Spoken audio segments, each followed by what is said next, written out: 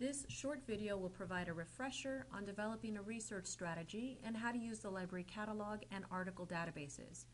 You'll also receive some tips on knowing the difference between the surface web and the deep web, how to critically think about websites, and lastly, where to find help on properly citing your sources. Once you've determined a topic for your assignment, develop your thesis statement, that question you'll explore in your paper. For example, here's my initial research thesis. Now I'll start thinking of keywords to use in order to find relevant sources. These keywords can be taken directly from my thesis. To find books in the library, start at the library homepage, library.csun.edu. Enter in your keywords in the One Search box. Let's use the keywords we determined earlier using the term "and" to connect them. To see how many books we own in the collection, click on the Book and Media tab to view your results. Information regarding where a resource is located and if it's available to check out is provided here. You can also determine the type of resource. Is it a print book, an e-book, or even a video?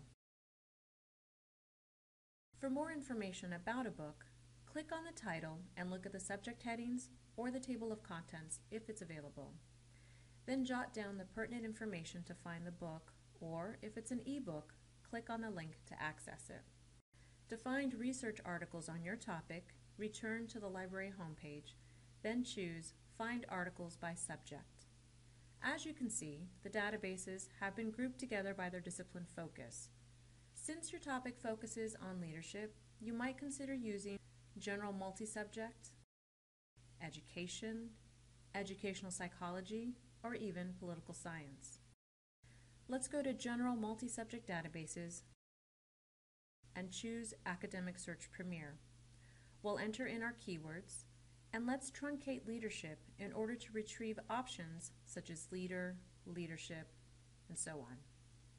We can further narrow down our results by indicating that we want only scholarly articles and/or limit publication dates. Then hit Update. Depending on how many results remain after setting your limits, as well as the quality of those results, look at the subject terms listed under the title. These might be better terms to use in your search. To learn about a particular article, you can either click on a title or hover your mouse over the magnifying glass icon. This will let you quickly view the abstract. Once you've determined that you want to use this article for your project, take a look at the type of access available. Is the PDF readily available, or would you have to do a fine text search? If it's a PDF, several options exist. You can send the article as an attachment in an email, and at the same time choose a citation format to be included in the body of the email. Other options include opening the document and saving it to your desktop or your flash drive. And here's a helpful hint. Look at the resources at the end of an article to find additional articles or books that might be useful. In the event an article is not available via the database, the library offers a find text option. By clicking on this icon, it will search through all the databases to which we subscribe in order to find another way to access the article in question. From here, click on one of the links provided, and then find the issue number you need if you're not directly taken to the article. If for some reason the article is not available electronically, an option will appear to search the OVIA library catalog. If there is no access whatsoever, contact the education librarians for help in learning about interlibrary loan. If you're conducting your research from home, you can always access the library catalog and various databases. Just start from the library homepage. As you attempt to connect to any resource that takes you away from the library homepage, whether it's a database or accessing an e-book, you will get a prompt asking you to verify that you're a CSUN student. Just use the username and password that you currently use to log into Moodle. Now let's talk briefly about the difference between using Google for research versus an article database such as Academic Search Premier. Google is considered the surface web, meaning that most of the results are free for everyone to access on the World Wide Web. And yes, Some wonderful resources can be found here. But what if you wanted to find an in-depth research article, say a study on cancer treatment to the New England Journal of Medicine? Searching through Google will get you there. However, you would need to pay for access to the articles published in their journal. This deep web is available to you through the library homepage.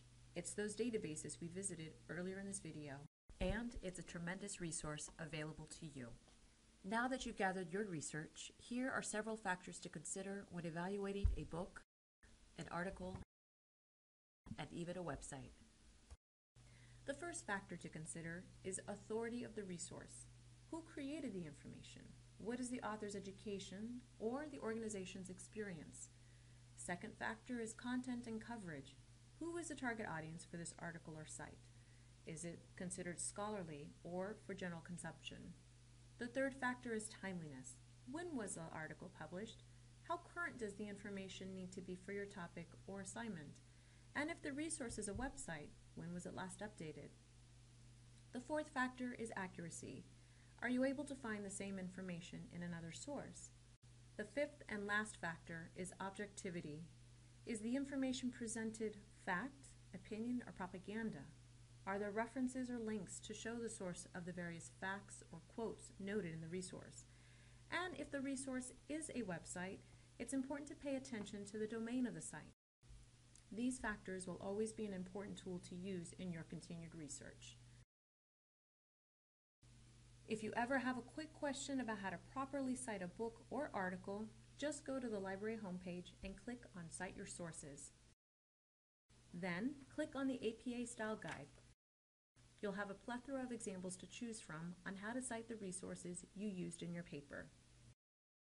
This was a quick overview of how to use the library's resources. Should you have further questions about what was covered, please contact either Mara Howdyshell or Isabel Ramos. Either of us can help you via email, phone, or set up an appointment to meet with you. Thanks so much for viewing the video, and we look forward to hearing from you all.